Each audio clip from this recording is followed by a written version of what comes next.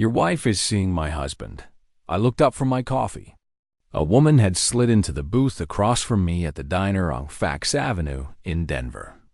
She said those words like she was commenting on the weather. My name is Gabriel. I was 33, working as a project coordinator for Stone Pine Holdings, a commercial construction firm. I'd been married to Megan for 6 years. Until that moment, I thought I was just having breakfast alone because my wife had an early meeting. The woman sitting across from me was striking dark hair, sharp green eyes, and the kind of confidence that demanded attention. She wore a fitted gray blazer and earrings that caught the morning light. "Excuse me?" I managed. "You're Gabriel." "I'm Audrey. And your wife, Megan, has been sleeping with my husband, Jason, for the past 4 months." She tilted her head slightly, watching my reaction like she was studying it. I set my cup down. The diner sound plates clattering. People talking faded into nothing.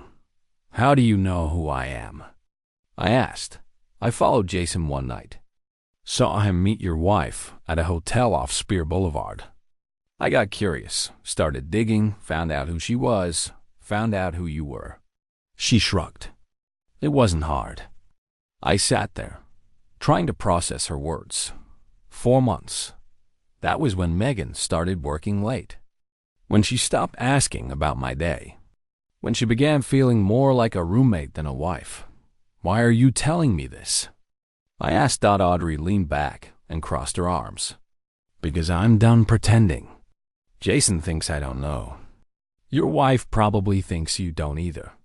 You deserve the truth same as me." I didn't know what to say.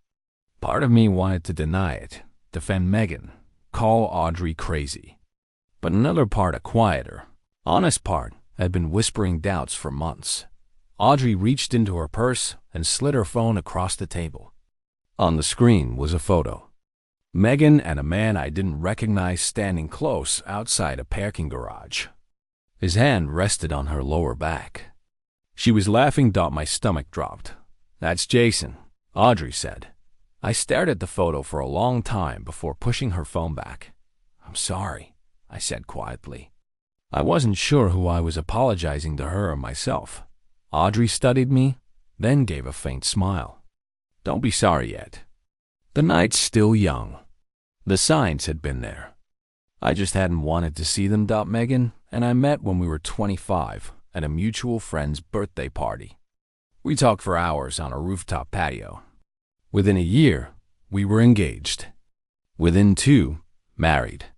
The early years were good traveling when we could talking about kids someday, building a life. But somewhere along the way, things shifted. Maybe after her promotion that had her traveling more. Maybe after I got passed over for a management position and started coming home frustrated. Maybe both. She became distant. Not cold, just gone. Even when she was right beside me. I asked once if something was wrong. She said she was stressed. I believed her because I wanted to. The late nights increased. The texts she answered in the other room. The way she started turning her phone face down. I noticed everything and explained it all away. I tried harder dates she skipped, flowers she barely acknowledged. I even suggested couples counseling. She said we didn't need it. Every marriage has rough patches, she told me.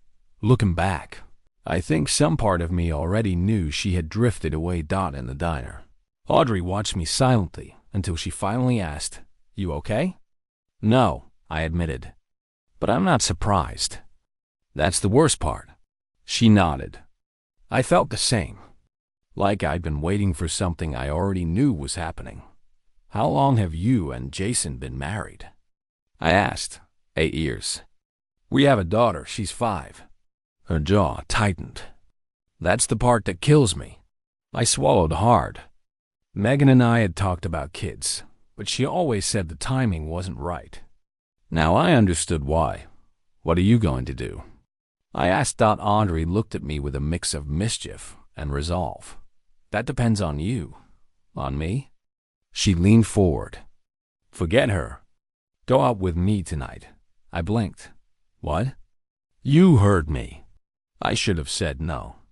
Rationally, I should have gone home, confronted Megan, demanded answers, maybe called a lawyer. Instead, I said yes. Maybe it was shock. Maybe it was anger. Maybe it was the way Audrey looked at me, like I mattered. Something Megan hadn't done in a long time. Yes, I said. Why not? Audrey's smirk softened into a real smile. Good. Meet me at the Velvet Room on Lammer Street. 8 o'clock.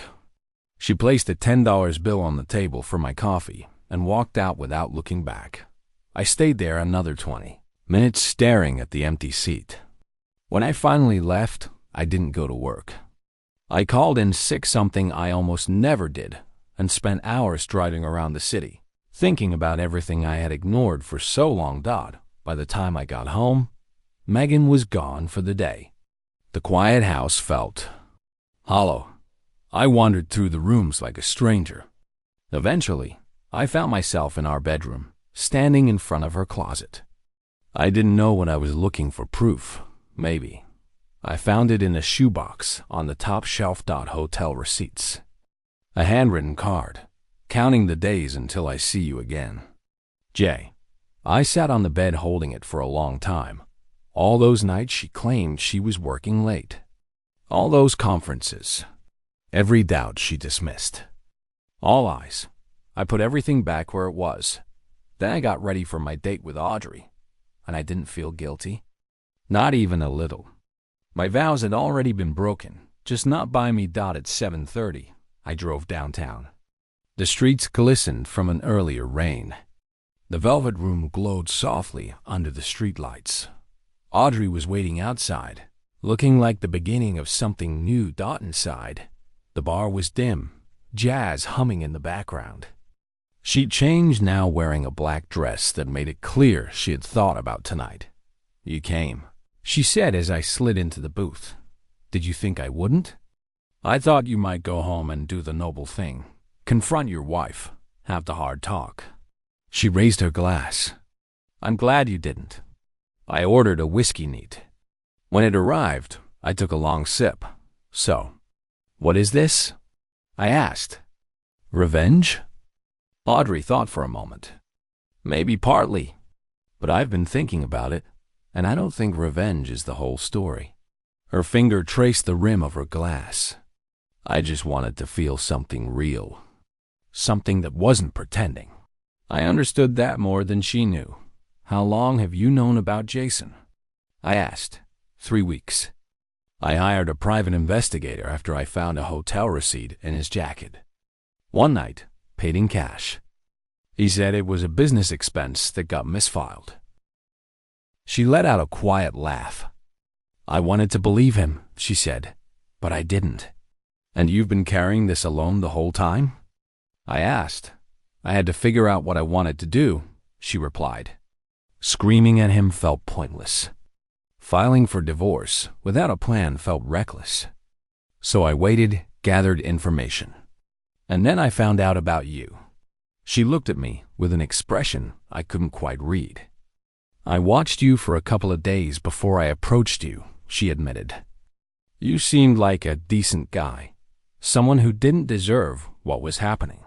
You could have just sent me an anonymous message. I could have, she said with a shrug.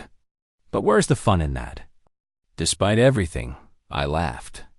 It felt strange considering the morning I'd had, but it also felt good, like releasing pressure I'd been ignoring for months. We talked for hours. About our marriages, the choices we made, the small compromises and quiet disappointments that built up over the years. Audrey was sharp, funny, honest to a fault. She told me about her 5-year-old daughter, Ellie, who was staying with Audrey's mother that night. She's the reason I haven't left yet, Audrey said softly. I keep telling myself I need to have everything in order first. The finances, the custody arrangement, a place to live. But honestly, I think I've just been scared. Scared of what? I asked. Of being alone. Of failing. Of admitting I spent 8 years loving someone who didn't love me the way I thought he did. I nodded. I get that. She reached across the table and touched my hand. Brief, intentional, grounding. It was the first time anyone had touched me like that in months. You don't seem like the kind of guy who wastes time, she said. I'm not sure what kind of guy I am anymore. Maybe that's the point. She smiled. Maybe tonight we get to figure it out. The waiter dropped off the check. Audrey paid before I could reach for my wallet, and I didn't argue. We left the bar around 11 and walked through downtown Denver. The cool night air made the city feel more intimate. We wandered past closed storefronts and glowing restaurant windows, talking about nothing and everything at once. Somewhere along the way, I realized I hadn't thought about Megan in over an hour. That felt significant. Can I ask you something? Audrey said, Sure. When did you stop being happy? I didn't answer right away. I wanted to give her something real. I don't think it was one moment, I finally said. It was gradual, like the temperature dropping so slowly you don't notice until you're freezing. Audrey nodded. Exactly. Jason and I used to be good together. Or at least I thought we were. But then I became more of a convenience than a partner. Someone to watch Ellie. Someone to manage the house while he worked late or traveled. Someone to be there when he needed something and invisible when he didn't. Did you ever confront him? Once, about a year ago. I told him I felt neglected. He apologized, promised he'd do better. And things improved for maybe a month. Then everything went right back to the way it was. She paused. Honestly, that was worse. The hope followed by the disappointment. It wore me down. I thought about all the times I had tried with Megan, the canceled dates, the brief conversations, the feeling she always had somewhere else to be. I keep asking myself what I did wrong, I said quietly. What I could have done differently. Audrey stopped walking and turned toward me. You didn't do anything wrong. Neither did I. They made choices, bad ones, and we're the ones left dealing with the fallout. She was right. But letting go of the guilt was harder than accepting the truth. Anyway, she continued, your marriage is over. Yeah, I said. Not as a question, as a truth I was finally willing to say out loud. Mine too. We stood there under a streetlight, two strangers who had somehow become something else in less than a day. The city hummed around us, uncaring, unaffected. What now? I asked. Audrey smiled. Now we stop being sad over people who don't deserve our sadness. She took my hand and started walking again. I didn't pull away. We ended up in a late-night diner near Union Station, similar to the one where we met that morning, but different enough that it felt like a clean slate. We ordered coffee and pie and sat across from each other in a vinyl booth. You know what I like about you? Audrey said. What? You haven't tried to fix anything. You didn't tell me it's going to be okay, or that I should forgive Jason. You just listened. Listening felt like the only thing I could do. And apparently, it mattered.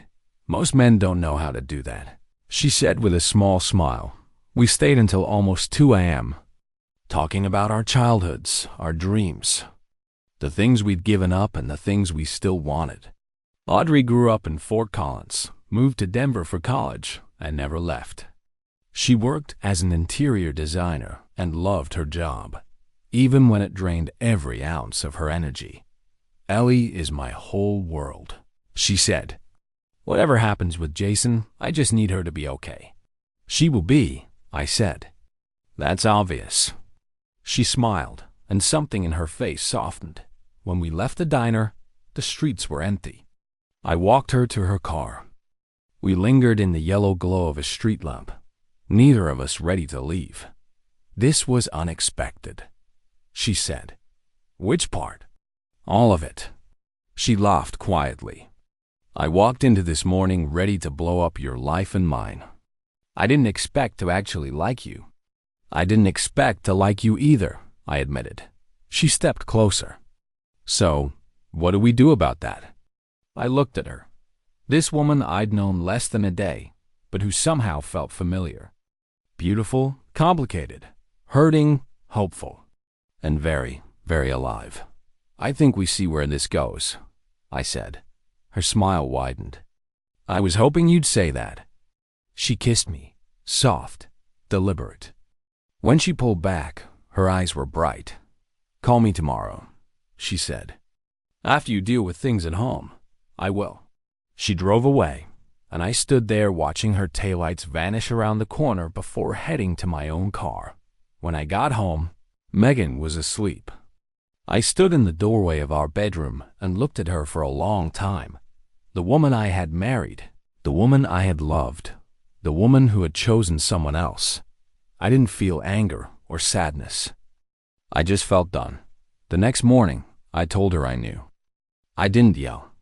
I didn't accuse. I simply laid out the facts. Her face went pale.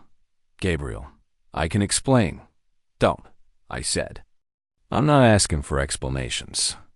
I'm asking for a divorce. She cried, argued, begged.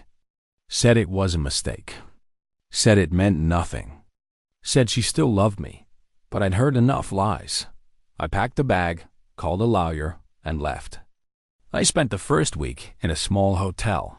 Impersonal, but mine. No pretending. No waiting. Audrey and I met for coffee 3 days later. Then dinner. Then a slow Sunday walk through City Park while Ellie chased pigeons and laughed. We weren't rushing it. But something real was forming. Steady, intentional. Like building a house on solid ground. One evening, as we watched the sunset from her back porch, I said, "Thank you." For what? She asked. For telling me the truth when you could have stayed silent. She rested her head on my shoulder. You deserved the truth. So did I. 4 months later, the divorce was finalized. Megan tried to fight it at first, but the evidence was overwhelming. The day it was finalized, I saw her at the courthouse. She looked tired, hollow. I hope you're happy with her, she said bitterly. I am. She flinched. I think she expected me to crumble without her, expected me to beg. But I'd already moved on, and that reality cut deeper than anything I could have said. Jason didn't fare well either. Audrey filed for divorce the same week I did. He tried to make things right, but she was done. She got primary custody of Ellie. He got weekends. His reputation at work tanked. He lost a promotion. Friends distanced themselves. His perfect life cracked open. Megan's job situation got worse too. Her company had strict rules, and apparently Jason wasn't the only coworker she'd been involved with. She resigned before they could fire her. They gambled on never getting caught. They lost. A year after that morning in the diner, Audrey and I moved in together. A small house, quiet neighborhood, a backyard big enough for Ellie to run around in. It wasn't fancy, but it was ours. Some nights we sat on the porch after Ellie went to bed, talking about everything and nothing. Other nights we said nothing at all, just existing together. Peaceful. Ellie started calling me Gabe. Then a few months later asked if I could be her other dad. I looked at Audrey. She nodded through tears. I'd like that, I told Ellie. Work was good. I got the promotion I'd once been passed over for. I was building things, not just structures, but a life. One evening, Audrey found me staring out the kitchen window at the sunset painting the mountains. What are you thinking about? She asked. How strange life is, I said. How the worst day of my life turned into the best thing that ever happened to me. She wrapped her arms around me from behind. Sometimes the door you didn't want to open is the one that leads you home. I turned and kissed her. And in that moment, everything felt exactly as it should. For years, I tried to hold on to something that had already ended. The day I let go was the day I finally started to live.